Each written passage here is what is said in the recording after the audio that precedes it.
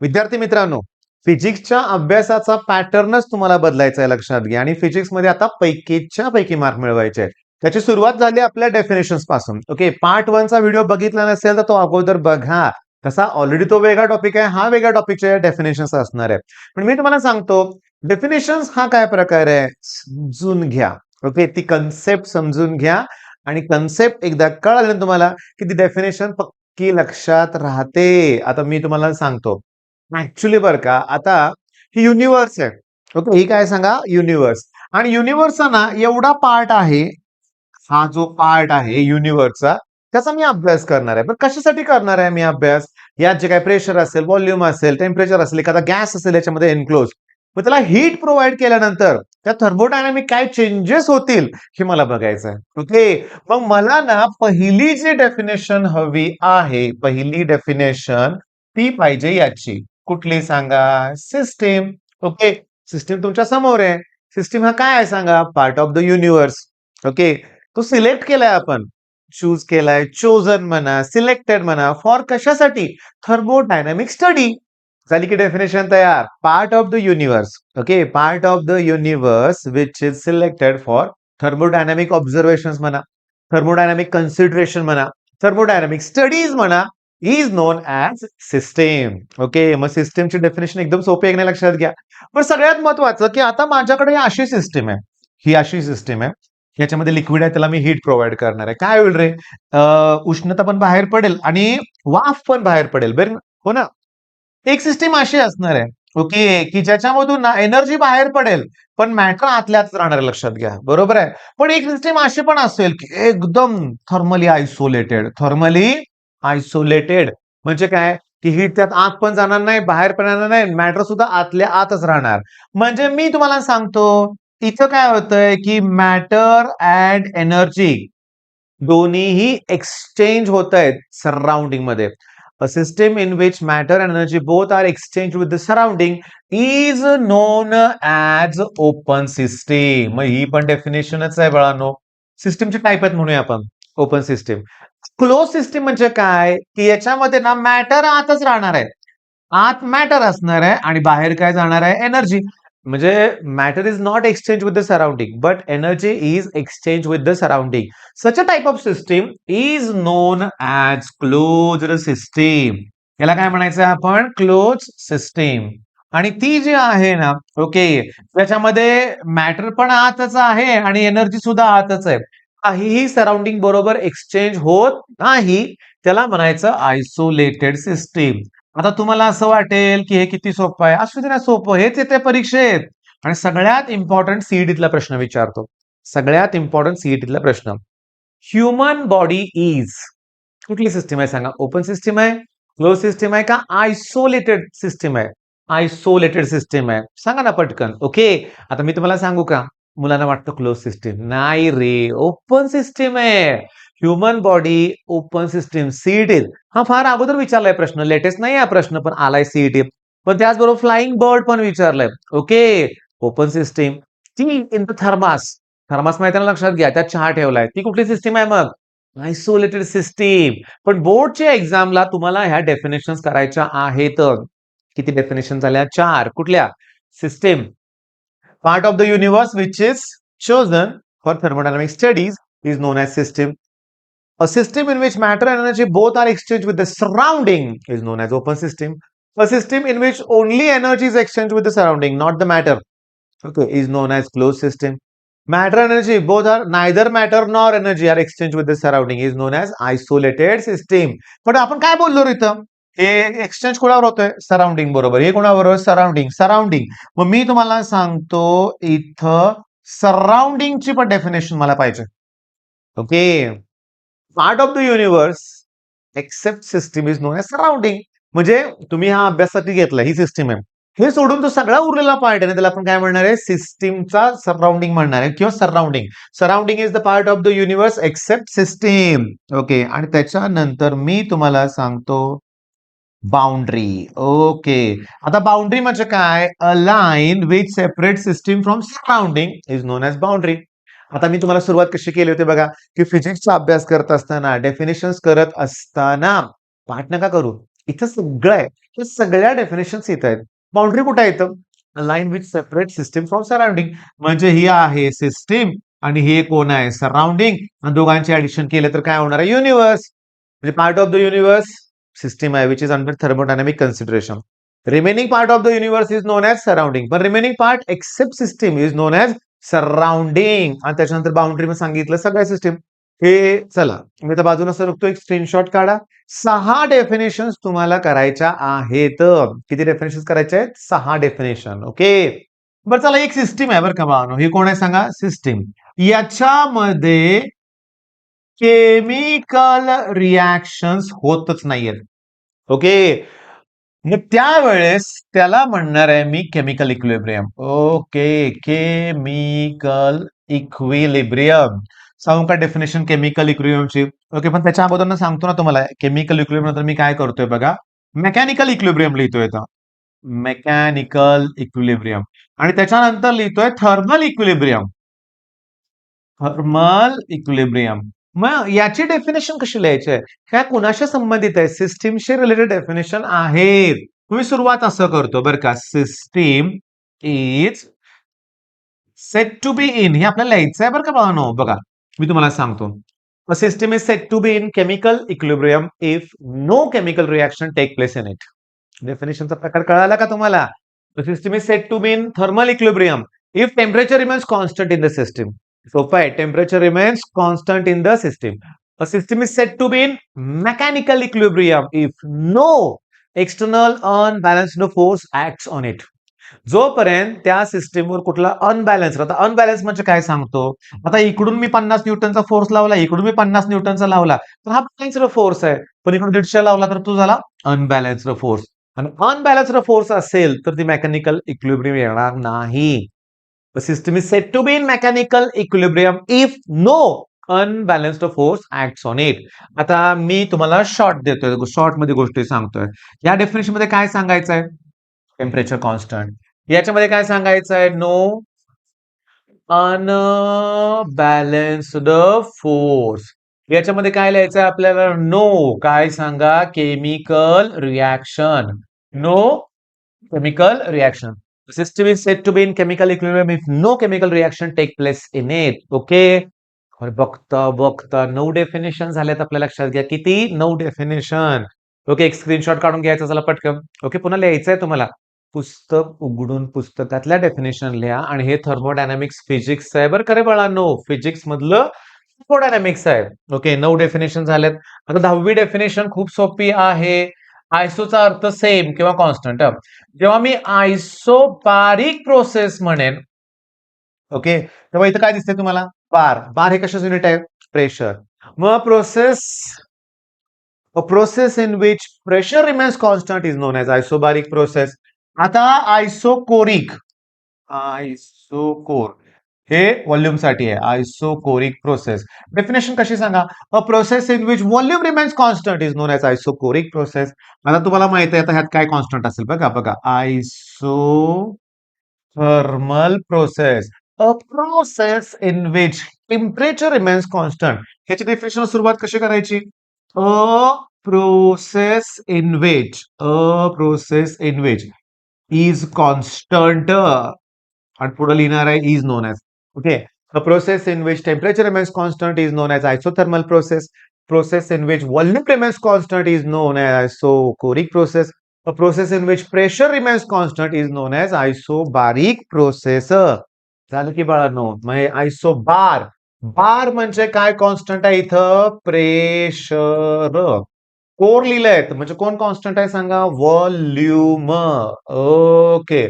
Isothermal लिहिलंय म्हणजे कोण कॉन्स्टंट आहे इथं? टेम्परेचर. घ्या, लिहून घ्या. कंप्लीट करा. अ प्रोसेस इन विच जे कॉन्स्टंट आहे ते सांगा. पण थांबा ना, 4 वेळा रिपीट झालेला आहे. कुठली डेफिनेशन? ही डेफिनेशन. तुम्ही पीवायक्यू शोधायचे. वाय लर्नवर जाऊन पीवायक्यू शोधा. मी तुम्हाला सांगतो सीईटी मध्ये सुद्धा यातला एखादा दुसरा प्रश्न असण्याची शक्यता आहे. म्हणजे सगळ्यात सोपं आहे. सगळ्यात सोपं आहे. पण तुम्हाला सांगू का? जेव्हा आयसोकोरिक प्रोसेस असते ना, ओके, बघा कोरिक प्रोसेस. गंमत बघा. तेव्हा व्हॉल्यूम कॉन्स्टंट असतो. व्हॉल्यूम कसा असतो? कॉन्स्टंट. म्हणजे पिस्टन मूव्ह होत नाही. डिस्प्लेसमेंट होत नाही, याचा अर्थ वर्क डन 0 येणार. वर्क डन काय येणार? 0. हे लक्षात घ्या. जेव्हा आयसोथर्मल प्रोसेस असते, हे सगळे एमसीक्यूज आहेत बरं का. जेव्हा आयसोथर्मल प्रोसेस असते तेव्हा temperature constant. Okay. Temperature constant असेल तर इंटरनल एनर्जी चेंज होणार नाही. मग डेल्टा यू इक्वल्स टू काय येणार आहे? 0 येणार आहे. Adiabatic process. Adiabatic process. Adiabatic process ही थर्मली इन्सुलेटेड असते. Thermally insulated.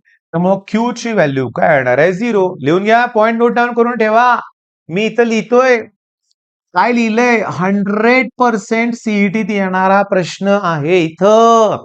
मी घेणार आहे, आत्ताच लगेच घेणार, लक्षात घ्या. 100% सीईटी येणारा प्रश्न याच्यावर डिपेंड आहे. आणि त्याच्यावरचे प्रश्न आपण मग सोडवायचे सांगतो, लक्षात घ्या. आता मी डेफिनेशन घेत नाहीये. डेफिनेशन झालं की तरी आपल्या 12 झालं डेफिनेशन. अजून द्यायच्यात मला डेफिनेशन, पण ऐका ना. मी इथे जरा सीईटीतला प्रश्न मध्येच घेतोय बरं का. First law of thermodynamics. आता हे आपलं पार्ट आहे. Energy can either be created nor be destroyed. It can be converted from one form to another. पण मला त्याचं मॅथमॅटिकल इक्वेशन लिहायचं आहे. आणि ते आहे delta U equals to Q plus W. Delta U equals to काय सांगा? Q plus W. ओके, ऐका ना. ॲडियाबॅटिक साठी काय येणार? डेल्टा यू ची व्हॅल्यू डब्ल्यू. आणि ॲडियाबॅटिक साठी क्यू इक्वल्स टू काय असतो? 0. पण हा प्रश्न तुम्हाला या एक्झाम मध्ये दिसेल. हा जुना आहे, 2013, 14ला, 14, 15ला आला असेल. कितीने विचारलंय? Delta U is. Delta U is एवढाच प्रश्न आहे. डेल्टा यू इज लिहिलंय. आणि करेक्ट आन्सर आहे ॲडियाबॅटिक वर्क. डेल्टा यू हे वर्क आहे. ॲडियाबॅटिक का? कारण ॲडियाबॅटिक क्यू इक्वल टू काय असतं? 0. मग आता मी तुम्हाला सांगतो आयसोकोरिक. आता आयसोकोरिक साठी लक्षात घ्या, डब्ल्यूच व्हॅल्यू 0 असते, म्हणजे डेल्टा हे. आयसोथर्मल. आयसोथर्मलला Q equals to minus W येणार. क्यू इक्वल्स टू काय बघा, डेल्टा यू 0 असतो आयसोथर्मलला. प्लस काय होईल? मायनस. अरे घ्या लिहून. लिहून घ्या, स्क्रीनशॉट काढा, काहीही करा, लक्षात घ्या. लिहून घ्या. आता मी तुम्हाला सांगतो, आता जागेवर मी तुम्हाला डेमो देतोय. तुम्ही नेहमी काय करायचं की तुमचा ऑफलाईन क्लास असू दे किंवा ऑनलाईन क्लास असू दे, एखादी कन्सेप्ट शिकवून झाली की तुम्हाला पटकन एक्झाम गोलवर जायचंय. हा, तुम्हाला पटकन एक्झाम गोलवर जायचंय, लक्षात घ्या. एक्सप्लोर टॉपिक करायचे. थर्मोडायनॅमिक्स मध्ये जायचं आहे मला. थर्मोडायनॅमिक्स मध्ये टॉपिक वाईज जर मी गेलो, फर्स्ट लॉ ऑफ थर्मोडायनॅमिक्स इथंच आहे. प्रॅक्टिसला घेतोय मी, लक्षात घ्या. स्टार्ट फ्रेश करूया, कारण मी अगोदर नक्की सोडवलं असणार आहे, लक्षात घ्या. मी तुम्हाला सांगतो, लक्षात घ्या, की इथं calculate the change in internal energy. थांबा, मी काय करतोय बघा, एक क्वेश्चन तुम्हाला घेऊन दाखवतो आणि ते प्रश्न तुम्हाला पुन्हा करायचे बरं का रे बाळांनो, लक्षात घ्या. बघा, तोंडी एक सांगतो तुम्हाला, नाही का ना. Work is done by the system म्हणजे एक्सपान्शन असतं. Work done on the system म्हणजे compression positive. By the system म्हणजे एक्सपान्शन निगेटिव्ह. म्हणजे इथं वर्क डन ची व्हॅल्यू -18 जूल आहे. बरं. ऍब्सॉर्ब हीट 50 जूल आहे. म्हणजे क्यू ऍब्सॉर्ब केली की व्हॅल्यू पॉझिटिव्ह घ्यायची. आणि विचारलंय काय change in internal energy. Delta equals to Q plus W. Q किती आहे? 50. डब्ल्यू किती आहे? 18. 32 उत्तर येणार. ऑप्शन बी करेक्ट आहे. ऑप्शन बी करेक्ट आहे. करेक्ट आहे, लक्षात घ्या. ओके, मी तुम्हाला सांगू का आता बघा. हा जरा वर्क डनचा क्वेश्चन आहे, लक्षात घ्या. हे आता त्यांनी दिलंय तसं बरं का, लक्षात घ्या. हे पण वर्क डनच आहे. आयसोथर्मली हे पण वर्क डनच आहे. म्हणजे मला जे काय पाहिजे होतं की नाही म्हणूया आपण. फर्स्ट लॉ वरती तिथे मला इथं क्वेश्चन, हा इकडं बघा. Work is done on the system म्हणजे पॉझिटिव्ह. हे पॉझिटिव्ह आहे. हीट रिलीज केली म्हणल्यावर निगेटिव्ह. मग 20 मध्ये 10 गेले की 10 उत्तर येणार ना. अरे सोपे. आपल्या क्रॅश कोर्सचे लेक्चर्स तुम्ही बघितले असतील तर ते सगळं सगळं सगळं झालेलं आहे, लक्षात घ्या. ओके. हा. Work done by the system expansion. On the system म्हणजे कॉम्प्रेशन. बाय द सिस्टीम म्हणजे एक्सपान्शन. हे निगेटिव्ह येणार आहे. आणि सिस्टीमने हीट ऍब्सॉर्ब केली ते पॉझिटिव्ह येणार आहे. पण 10 मायनस 25 -15 -15. ओके. मी अरे किती खूप प्रश्न आहे बघा. Work done on the system positive आहे. रिलीज केली निगेटिव्ह आहे. मग 20 मध्ये 10 गेले की 10 किलो जूल. ओके. ओके, म्हणजे बघा. Work done by the system expansion negative आहे, 8 जूल. हीट सप्लाइड पॉझिटिव्ह आहे, 40. मग 40 मधून 8 गेले की 32.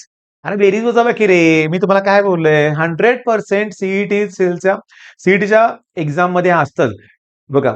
System performs mechanical work. सिस्टीमनं वर्क डन केलंय म्हणजे एक्सपान्शन झालंय. मग हे निगेटिव्ह आहे ना. लुजेस हे बी निगेटिव्ह येणार, त्यामुळे -79 आन्सर येणार. बरं थांबा ना, आपलं काम काय डेफिनेशन घ्यायचे. हे घेऊ की आपण आणि हे घेतलंय आपण viva series. Viva series follow करा. वायवा सिरीज फॉलो करा. लक्षात घ्या. बरं आपण डेफिनेशन कुठपर्यंत आलोय? Mechanical equilibrium, chemical equilibrium, thermal equilibrium हे सगळ्या किती 12 झाले का डेफिनेशन? हो, 12 डेफिनेशन झाले. तर आता अजून या थर्मोडायनामिक्स मध्ये कोणत्या डेफिनेशन्स आहेत? तर सांगतो तुम्हाला. स्टेट फंक्शन ही एक डेफिनेशन करायची आहे मला. स्टेट फंक्शन म्हणजे समजा इथं मी प्रेशर व्हॉल्यूम असा ग्राफ घेतला. या ठिकाणचं प्रेशर आहे P1, V1, T1. ओके, इथं आहे P2, V2 आणि T2. तर इथल्या व्हॅल्यूज ना या स्टेटवर डिपेंड आहेत. पाथवर डिपेंड नाही आहे. तुम्ही पहिला पाथ फॉलो करा, मधला करा, शेवटचा करा. पाथवर डिपेंड नाहीये. म्हणजे पाथवर डिपेंड नाहीये. जे स्टेटवर डिपेंड आहे त्या फंक्शनला स्टेट फंक्शन म्हणायचं. त्या फंक्शनला काय म्हणायचंय? State function. हा प्रश्न तुम्ही करायचा आहे. कुठला? State function. बर, त्याच्यानंतर मी तुम्हाला सांगतो, लक्ष द्या. मी इकडे लिहितो मास. मास हे अमाऊंट ऑफ मॅटरवर डिपेंड आहे. तुम्ही किती घेतलंय मास त्याच्यावरनुसार, किती अमाऊंट घेतले त्यानुसार मास डिपेंड आहे. जास्त अमाऊंट घ्या, मास जास्त. पण टाइम ही नाही ना तसली प्रॉपर्टी. टाइमला अमाऊंट ऑफ मॅटरची काय गरज आहे? आता किती वाजले काही गरजच नाही. डेन्सिटीला पण काय गरज आहे? म्हणजे अशा काही क्वांटिटीज असतात ना की ज्या डिपेंड असतात. काय असतात? डिपेंड अमाऊंट ऑफ मॅटरवर. त्याला एक्सटेन्सिव्ह प्रॉपर्टी म्हणायचं. काय म्हणायचं आपल्याला? Extensive property. बघा ना, एबीसी मध्ये डी नंतर ई असते की नाही, म्हणून मी तो डी लिहिलाय बरं का मी. डी म्हणजे depend. Property which depend on amount of matter present is known as extensive property. आणि जी डिपेंड नाहीये त्याला म्हणायचं इंटेन्सिव्ह प्रॉपर्टी. काय म्हणायचं त्याला आपण? Intensive properties. तर हे मी तुम्हाला सांगतोय, हे जे तुम्हाला देतोय ना 15 डेफिनेशन दिलेत मी आता 15. ह्या फिजिक्स मधल्या थर्मोडायनामिक्स मध्ये जायचंय तुम्हाला. कुठे जायचंय? फिजिक्स मधल्या थर्मोडायनामिक्स मध्ये. आता नेहमीप्रमाणे नेहमीप्रमाणे मी तुम्हाला सांगतो, वाय लर्न ऍप्लिकेशन कुठे जातोय मी? फिजिक्स मध्ये जातोय. लक्षात घ्या. थर्मोडायनामिक्स मध्ये जातोय. काय काय आलंय ते बघूया आपण. ऐका, मी तुम्हाला सांगतो, लक्षात घ्या. इथं first law deals with conservation of energy बरं का बानो. Pressure remains constant, isobaric process. Okay, first law कशाशी रिलेटेड आहे? Conservation of energy. Volume remains constant कशात विचारलंय? Isochoric process. सिस्टीम म्हणजे काय विचारलंय? सराउंडिंग म्हणजे काय विचारलंय? In which thermodynamic process total internal energy remains constant. Delta U zero कुठे दाखवतं? आयसोथर्मल मध्ये. बरं, define adiabatic process, define isothermal. 4 वेळा आलंय. म्हणजे वेगळं काय नाही बाळांनो. आपण घेतलेलेच प्रश्न तुम्हाला परत परत परत परत दिसतील. Isothermal process, isobaric process. तरी पण मी तुम्हाला अजून एक होमवर्कला देणार आहे, फ्री एक्सपान्शन. जेव्हा फ्री एक्सपान्शन होतं ना तेव्हा वर्क डन 0 असतं. फ्री एक्सपान्शनला वर्क डन काय? 0. मग चला एक सांगतो.